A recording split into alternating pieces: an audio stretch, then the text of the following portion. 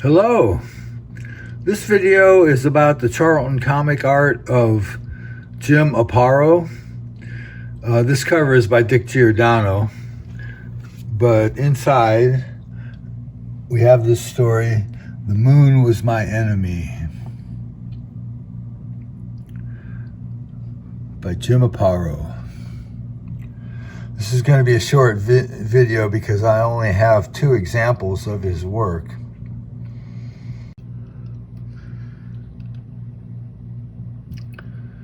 This first story is about Johnny, who's an agent, or he wants to be an agent, and his secretary, Claire, and he takes her to this nightclub to hear this, what's her name? Ava Deleuze sing. And he's saying, oh, wow, this girl's too good to be playing in this cheap joint. And the secretary says, oh, if this is a cheap joint, why did you bring me here? And he's like, relax, this is all business. By the way, can you pay the check? Okay, I'm not going to stand in your way.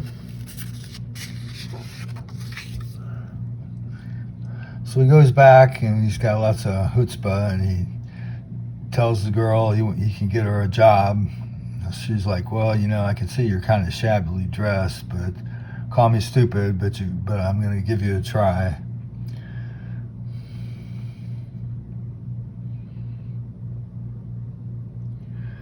So he comes out and they talk, and he says, oh, I'll have a contract ready for you by tomorrow. And she says, I'm probably crazy, but I saw your girlfriend pay the check. He says, like, oh, that's my secretary. And oh, by the way, I don't have any money. Why don't you give me a advance on my commission? And she's like, okay, I'll pay for it.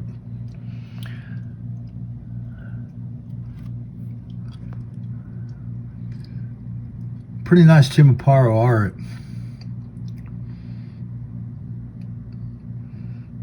In '67, I'm not sure whether he was working for DC yet. Nice airplane. It has nothing to do with the story.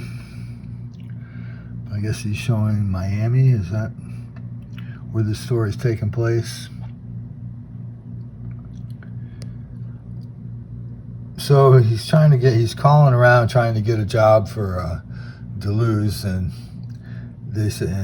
everyone's saying no. So finally Claire says, let me give it a try. So she calls the biggest nightclub owner in town and says, oh, you know, my boss will talk to you. So with that build up, he gets on the phone and says, hey, I've got this great singer. And the guy's like, oh, great singers are a dime a dozen. But he talks me into it, and he says, okay, meet me at the Oriental at 2 o'clock. And he's like, oh, Claire, you're great. You know,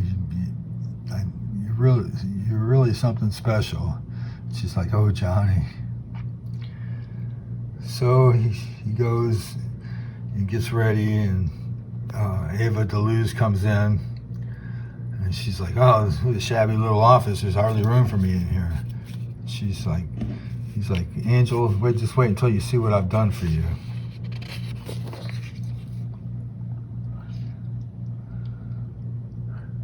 Nice house ad.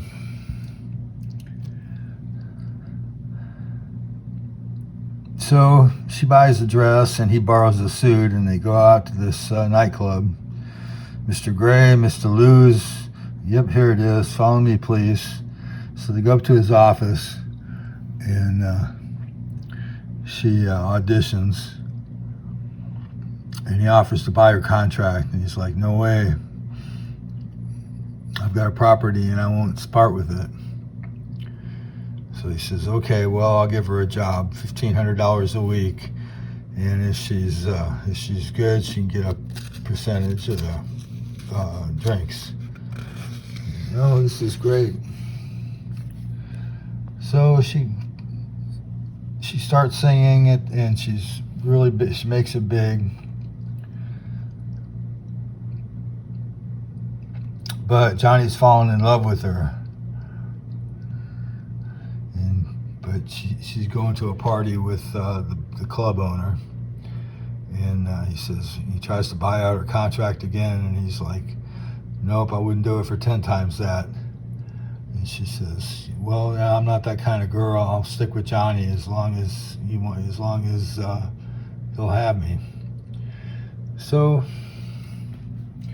she makes it big as a nightclub singer, and she goes and sings at his. He's got clubs like all over, and Johnny's like really in love with her, and so pretty soon she's making big money, and he's making big money too.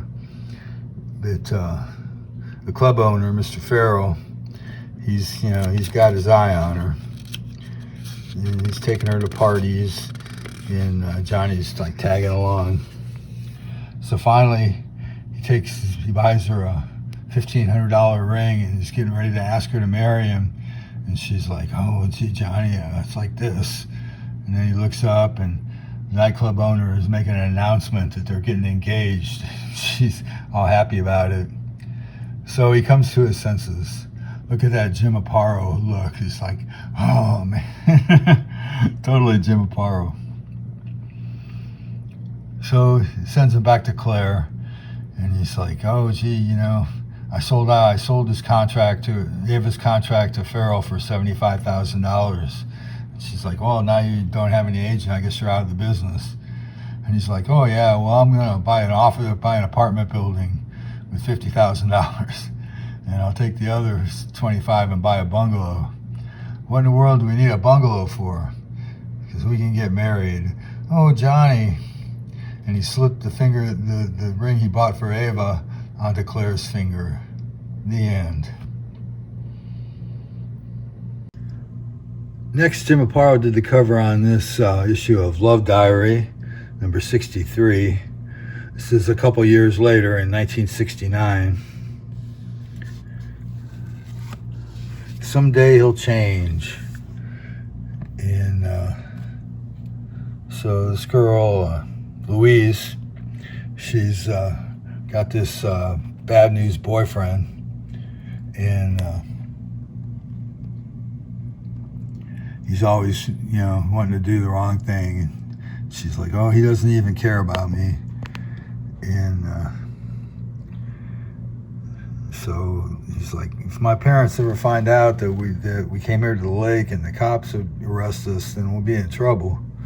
He's like, don't worry. And then, of course, the police come along. He's like, oh, don't worry. We're going airborne, he says. So he zips out from the lake onto the road, and without even stopping, zoom, and he runs around, almost gets hit by a truck, and the adrenaline is really pumping, and he's really into it. And she's like, oh, when will he ever change? And so he says, man, this is so cool. It's like Russian roulette. I'm gonna do it again tomorrow. And she's like, well, this makes me hungry. Let's go. You can go buy me some burgers. So she's like, oh. So she goes and spends her last $2 on buying him hamburgers and a milkshake.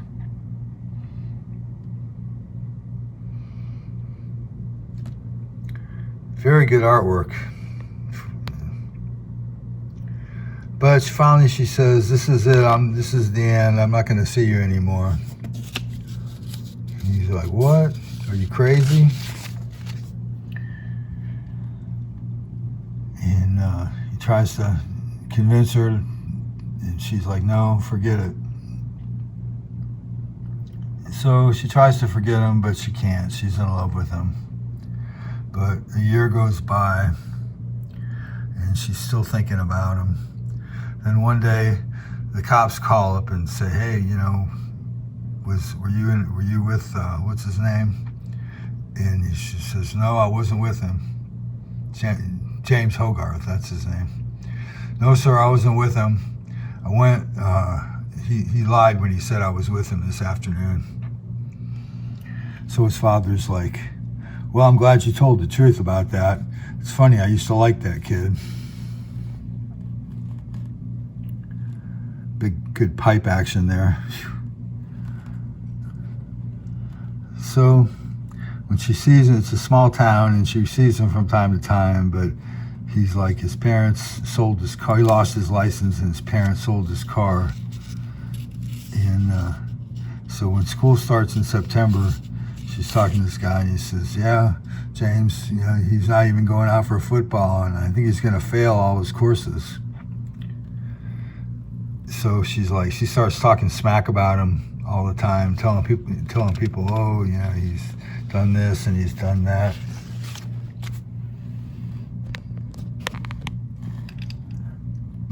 Tells everybody all the dirt she has on him. And finally he comes up and says, you really hate me, don't you? She's like, hate, all I feel is contempt. And so that kind of stirs him, and he decides to go back out for football. And he's changed his attitude. Also, he's getting good grades in school, Louise. And she's like, isn't that wonderful? And she walks off thinking, I made a heel into a hero for someone else to get. I'm still glad I did it. It would have broken my heart if he had been kicked out of school or gotten into more serious trouble. So she's all bummed out.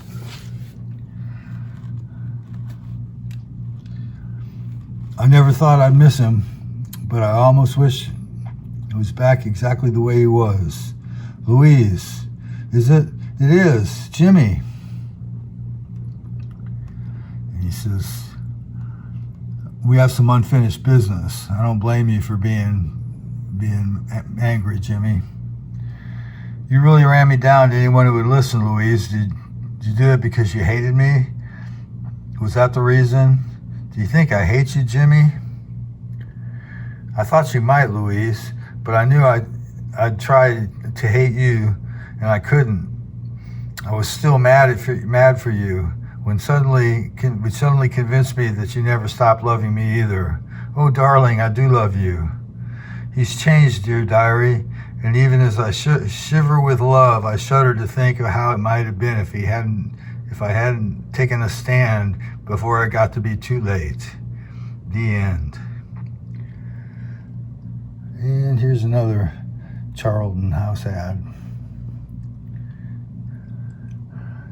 Well, I'm not sure how many stories Jim Aparo did for Charlton. I only have these 2 examples, but I hope you enjoyed them. And if you like this video, like it.